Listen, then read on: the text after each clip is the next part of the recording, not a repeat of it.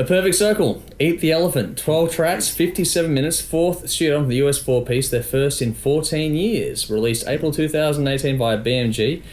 Produced by Dave Sardi alongside band members Billy Howardell and Maynard James Keenan. Four singles were released, The Dooms, Disillusioned, Talk, and So Long and Thanks for All the Fish. Taking the album to number 3 in the US, number 12 in the UK, number 2 here in Australia. This is a long-awaited comeback album from this band after the two principal members of Howardell and Keenan were free from other commitments. Go for it. Got to number 2 in Australia. It did. You're going to piss a lot of people off now, are you? Well, there's going to be a lot of disappointed people, I think, probably, that bought the album. Eat the Elephant, Shoot the Elephant, I would say. I really struggled with this one. If I had to come up with one word to describe it, it would be boring. The whole thing felt like a vanity project to me. It was... I get that. You know, let's just sit around and do fucking tricks and fucking... the album lacked any punch at all for me. Now, I was never a huge Perfect Circle fan to start with. Mare de Noms is a great album, man. Mare de Noms is a great album. Okay. Judith is a great fucking song. Judith's a good song, but what they did do, I thought, really well is they used to lift these pieces of music up to a big crescendo, and so you'd sort of, there was a payoff at the end of it. These songs have no payoff whatsoever. A couple of times it teased to hit some big moments, they went fucking nowhere and just went straight back into some drab keyboard part that did nothing for me. Not disagreeing with you. Like I said, I've written here, I spent the whole time waiting for it to take off and it never did. Launch. Shit movie, by the way. Look, I'm sure people will defend this album just purely based on the reputation of the band and they're doing something different, but it does nothing for me. There may have been some clever compositions in there, and there's certainly some good lyrics. But most of this album, you could have put on and said it was the new Imagine Dragons album, and I would have fucking believed you. Wow. I found it to be that dull. Die-hard fans may get something out of it. I won't. I gave it 3 out of 10. Ooh. Highlights of The Doomed, Hourglass, and Feathers.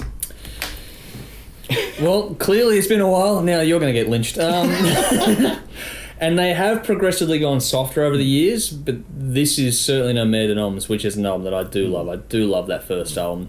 This is much more melodic, slow and piano and key bass. Maynard gives a great emotive vocal performance, but he comes off a little bit like a choir boy to me in this one.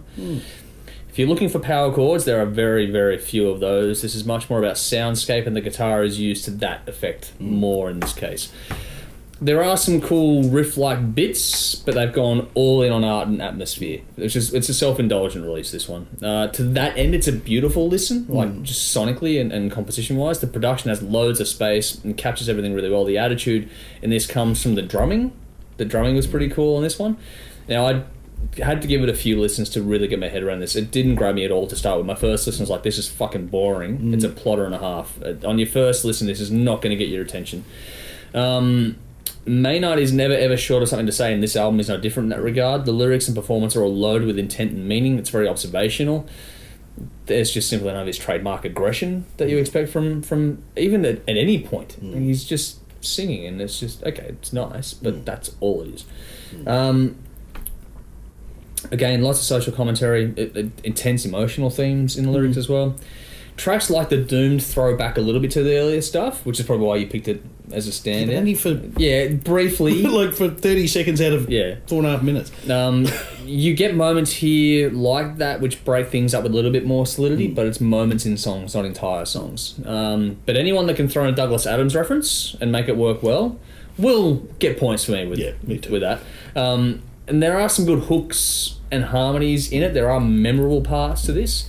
This is one you have to sit back with and take in with an open mind. It does grow on you over time. I gave it 3 or 4 spins to get my head around it, and that's what it kind of takes to start getting into it. I didn't have that kind of patience. No, because I love Mare de Noms. I wanted to go back and give this one a really good shot at trying to impress me, and it doesn't overall. I'll give it a higher score than you. I gave it a 7.5 in the end, but that's because I gave it a fair bit of time, and with the Perfect Circle albums, especially the later ones, you need to give them time to really digest them. Once you sit in it for a while, like I said, you got to take this one with an open mind.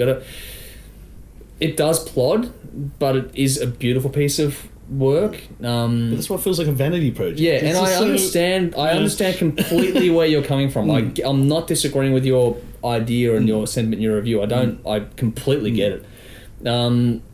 once you understand what's happening in the full scheme of things, I'm not saying you don't understand it, I'm saying that you've got to really give it the time to settle in. Once you get to that point, if you can find yourself at that level with it, then you're going to sit back and go, okay, there are those little bits that'll bring things up. Like the crescendos aren't in the songs, but the crescendos are in the moments. And in the overall hour-long listen, it makes sense in that regard. So you've got to take the whole thing as a piece, not individual track-by-track kind of moments.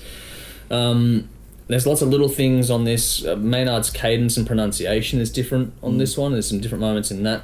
Different instruments and tones being used, and from the performance art and production side, this is fantastically done. I think that's also another gateway for me as well, because I always pay attention to production values, and there's a lot going on in that regard, and I can get my head...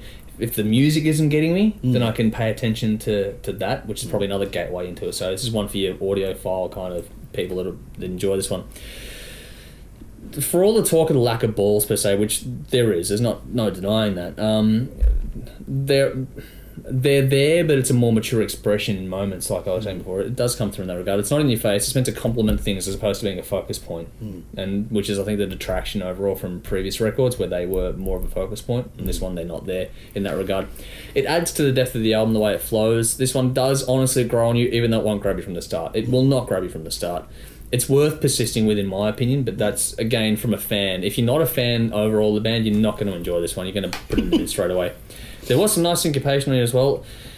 It's worth persisting with. Just don't expect it to grab from the start, because it won't. I gave it 7.5 out of 10. Like I said, I picked The Doomed, Disillusioned, Hourglass, So Long and Thanks for All the Fish, and Delicious were my standouts. So check it out for yourselves and let us know what you think. It'll be an interesting one to get a lot of feedback on, I reckon. So please do let us know.